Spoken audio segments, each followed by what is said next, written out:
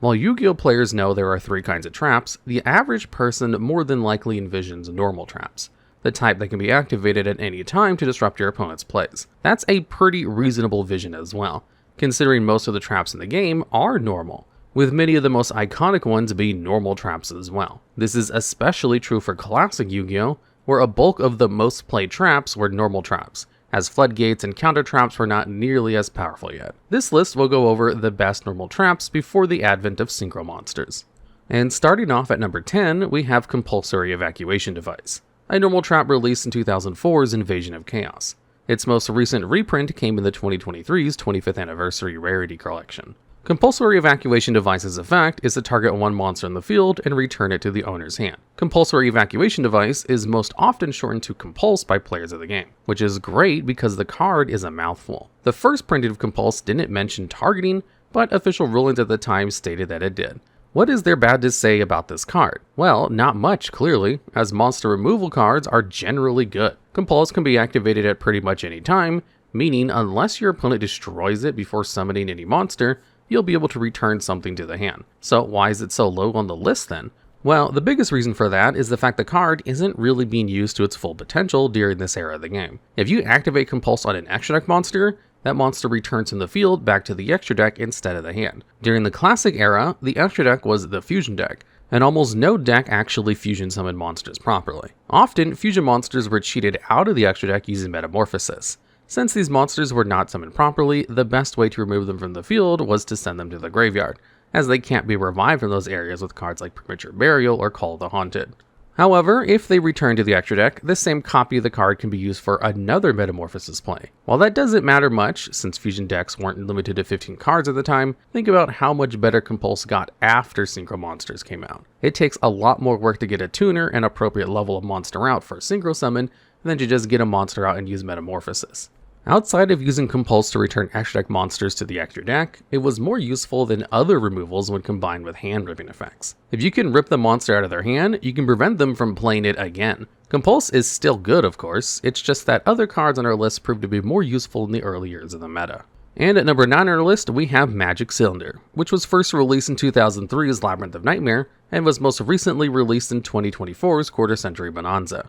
Magic Cylinder can be activated to negate the attack of a monster your opponent controls, and then inflict damage to your opponent's life points equal to the attack of the monster. Battle traps are obviously really good in the early days of the game, since there were less spell and trap card destruction cards around at the time. While Magic Cylinder only stops one attack, the burn damage it does can be huge for finishing the game off. Many burn cards do a low amount of damage, or require some good timing or conditions. Cylinder just requires your opponent to attack you. Obviously, the stronger the monster attacking you, the better that Cylinder is. Magic Cylinder was actually pretty featured by Konami during this period of the game, and was limited from April 2003 to August of 2010. And it makes sense too, as it would have been pretty easy to burn someone to death with 2 to 3 copies available. Magic Cylinder was commonly played in decks of the era, appearing in Yada Lock, Chaos decks, and most obviously Chain Burn. It has plenty of scattered uses even after the dawn of the Synchro Monsters, with its most recent appearance in the TCG being 2021's WCQ Lion Octagon. While burning your opponent is good, removing your opponent's monsters from the field often provides to be more beneficial. Magic Cylinder's limited status didn't help it either, as the next trap on our list is another powerful battle trap that remained unlimited during this time. And at number 8 on our list, we have Sakuretsu Armor, a normal trap released in 2003's Dark Crisis. It was most recently reprinted in 2024's Quarter Century Bonanza.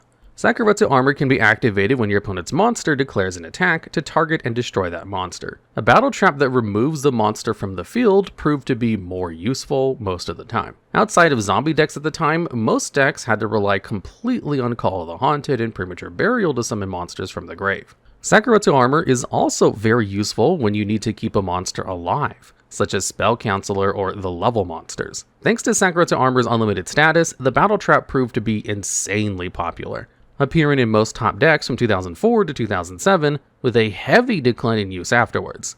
This was probably due to the appearance of a new battle trap, Dimensional Prison, which banished the monster instead of destroying them, which was just way better. Amongst many deck lists, there was no standard ratio of Sakuretsu Armors to run, with decks seemingly running as many copies as they just preferred. While Sakuretsu Armor was great for removing monsters from the field, they still had to attack for the card to be activated. Thanks to another battle trap from this era, players were very cautious when attacking into a back row, often waiting until they could clear them with a card like Heavy Storm before going on the offensive. While this is great for stalling turns, a card that could remove a monster at any time might prove more useful. The next card on this list does exactly that.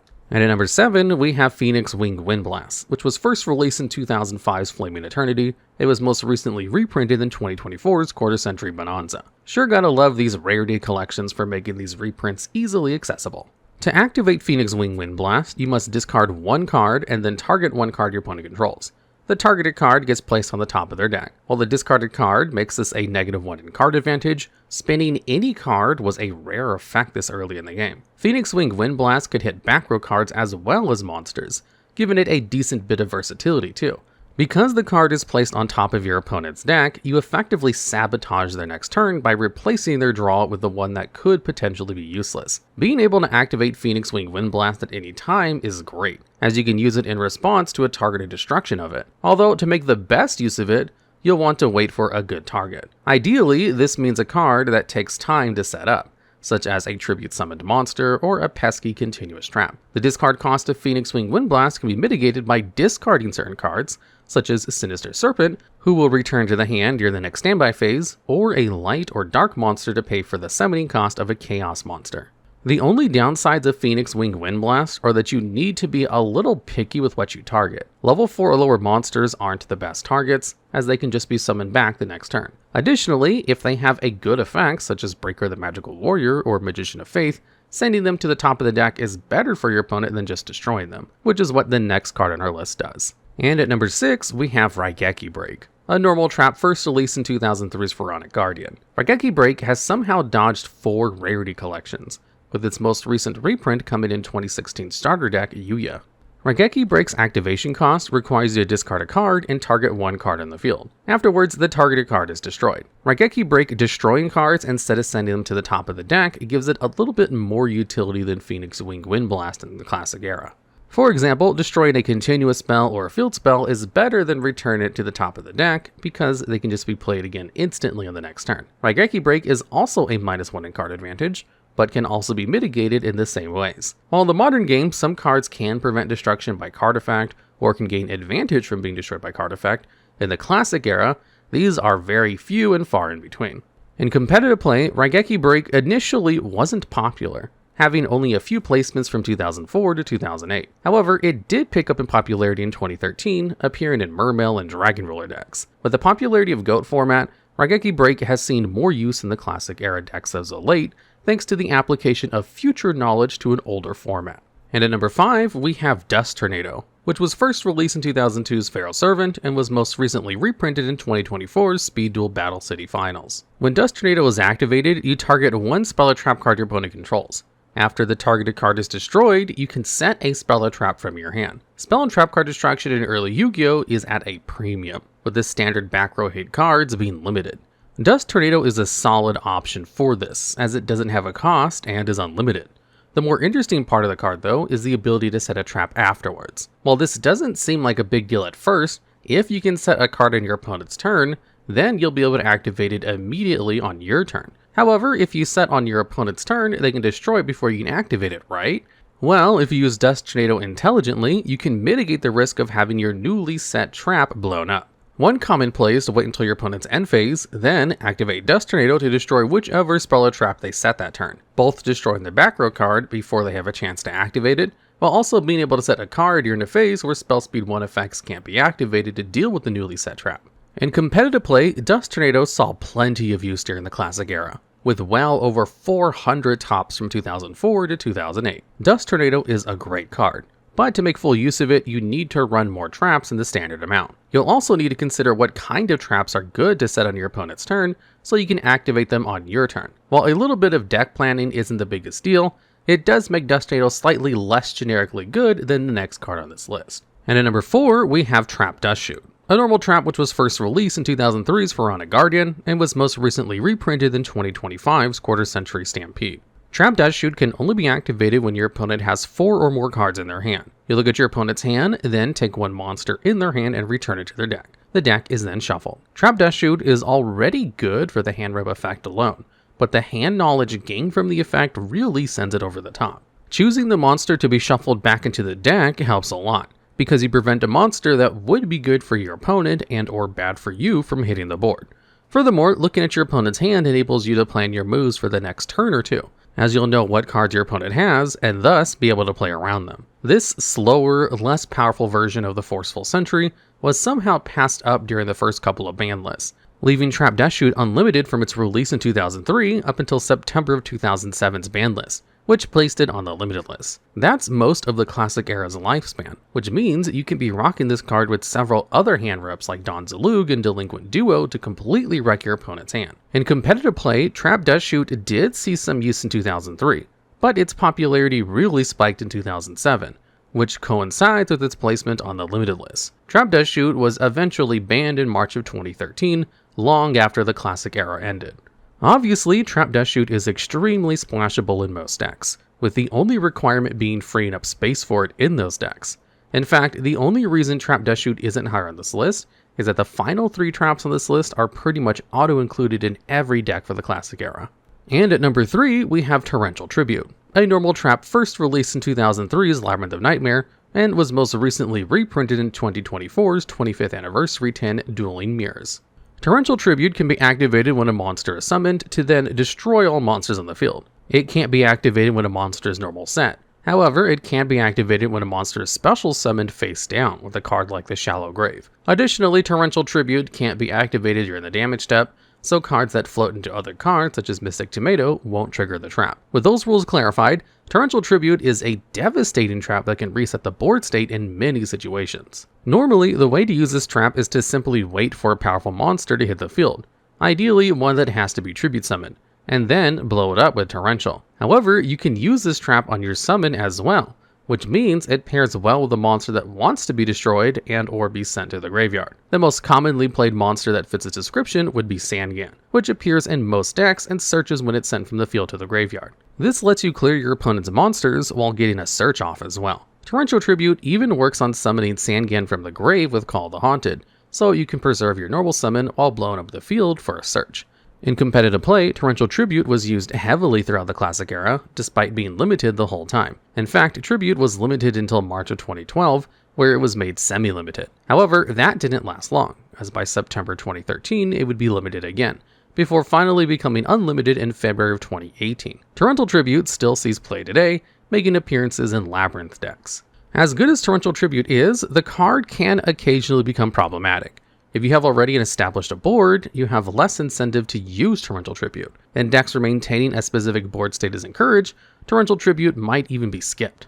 The next card on our list, however, doesn't have any such problem. And at number 2, we have Ring of Destruction, which was first released in 2003's Pharaonic Guardian, and was most recently reprinted in 2025's Quarter Century Stampede. Ring of Destruction can be activated to destroy a monster on the field and inflict damage equal to the monster's attack to both players. Ring of Destruction's combo of destruction and burning can make it a finisher in any deck. No monster is really a problem if you have it set, and even some of the strongest boss monsters of the era have no protection against the deadly trap, with Ring's usage against them actually being encouraged to maximize burn damage. Ring of Destruction was almost instantly limited for obvious reasons.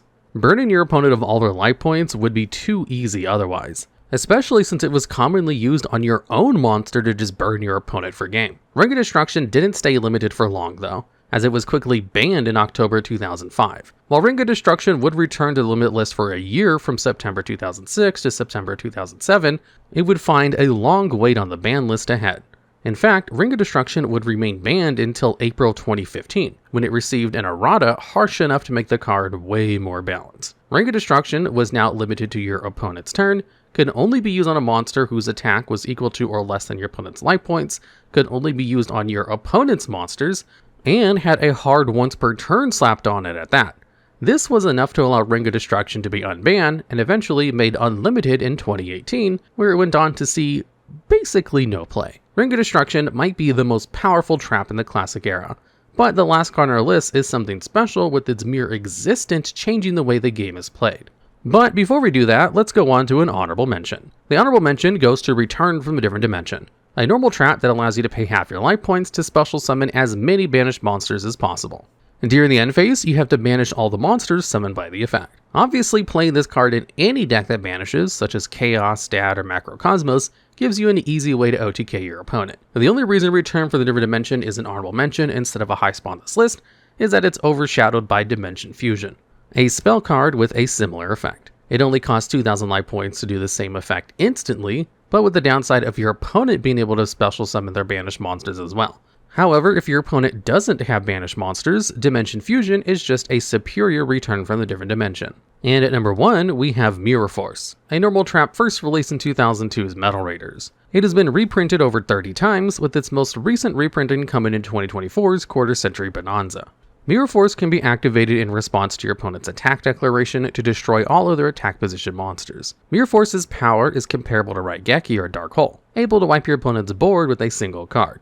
Yet the fact that it's a battle trap changes how that power is presented. You see, you never know if your opponent's set card is a Mirror Force, but because it could be, you have to play more carefully. This means waiting until you have a way to wipe your opponent's back row cards before trying to push for game. Meanwhile, the set card could simply just be a bluff. But are you going to take that risk if you have a powerful monster on the field? Unlike Sakuretsu Armor from earlier in the list, Mirror Force incentivizes you to wait for a moment where it will do the most damage. This often means waiting for a boss monster, like Blackluster Soldier Envoy the Beginning, or for several monsters to be on the field. While it's relatively safe to attack with one smaller monster, it also considerably slows the progression of the game state. I think you can see what I mean now by Mirror Force warping the classic era gameplay. Yu-Gi-Oh! Becomes a game of risk and reward, of bluffing and bold plays when a set back row card is on the field. It's very rare that the game state reaches this level, especially in the modern game, where you either stop your opponent from making plays or get crushed under an overwhelming force. Although Mirror Force has long since been power crept by variants of itself, it's often used as a backup battle trap to the power crept variants. After all, in this highly aggressive meta, if Mirror Force does resolve, you'll be able to turn the tables on your opponent, which is kind of a comeback Mirror Force has promised players since it was released all those years ago. Alright, and that's the list. If you know of a trap that we may have missed, or have an idea of your own, please let us know down in the comments below.